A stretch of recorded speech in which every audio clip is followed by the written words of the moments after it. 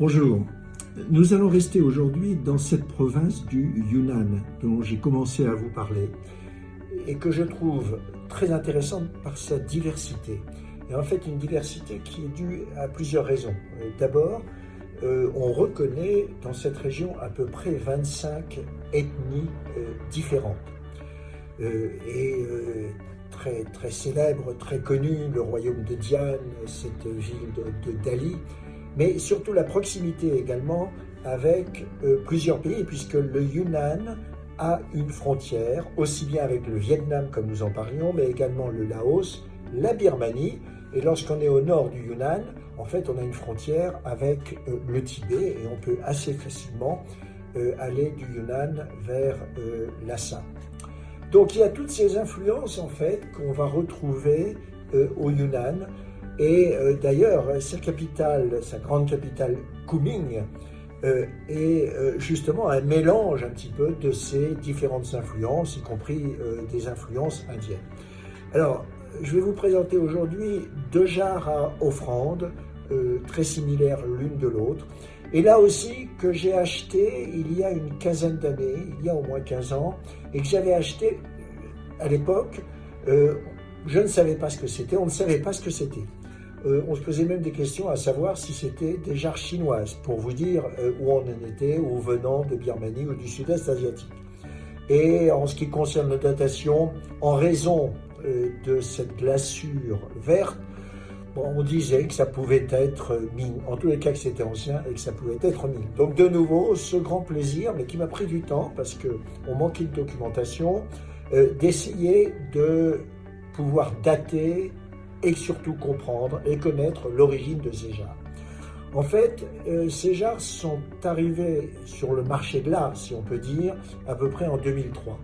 Et donc, c'est très relié à certaines découvertes qui ont pu être faites à la fin des années 90 ou des débuts des années 2000. Et heureusement, il y a eu quelques travaux de recherche qui ont été réalisés, qui ont permis justement de dire que ces jarres venaient de la province du Yunnan et donc étaient tout à fait chinoises. Et après, en ce qui concerne la datation, il y avait plusieurs critères. D'abord, ces jarres sont clairement bouddhiques par leur motif, leur décoration.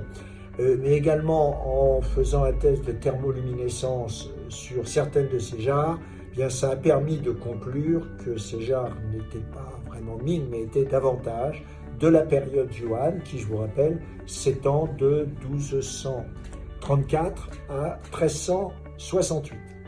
Donc ces deux jarres, que je trouve vraiment très belles, donc elles sont recouvertes donc de cette glaçure verte, qui bien sûr, parce que certaines d'entre elles ont été enterrées, donc cette glaçure a évolué, ce qui lui donne davantage de personnalité.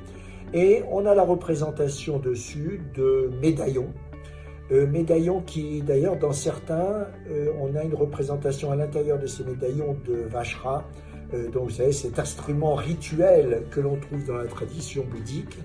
Et au-dessus de ces médaillons, on peut voir très nettement ces feuilles de palme. Et de nouveau, cette glaçure, pour l'essentiel de ces vases, sont dans un ton, je dirais, vert foncé, quelque part, quelquefois olive. Et lorsque j'avais fait mon voyage dans le Yunnan, j'en avais vu quelques-unes au musée de Dali en particulier. Je les avais prises en photo, je me rappelle, et j'en avais vu une ou deux chez des antiquaires ou brocanteurs locaux. Mais en fait, c'est des pièces aujourd'hui qu'on ne revoit pas, qu'on ne trouve pas.